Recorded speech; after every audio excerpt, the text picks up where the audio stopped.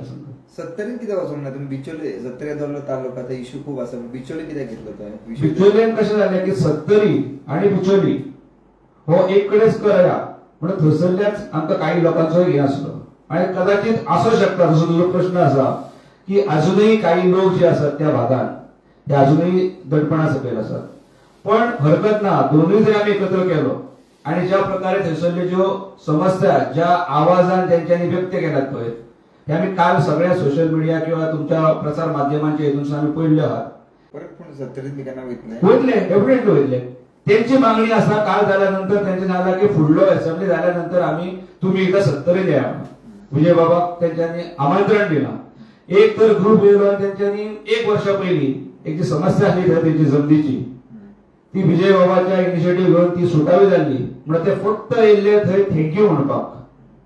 म्हणजे ते प्रसार माध्यमांच्या समोर येऊन ते थँक्यू म्हणून गेले.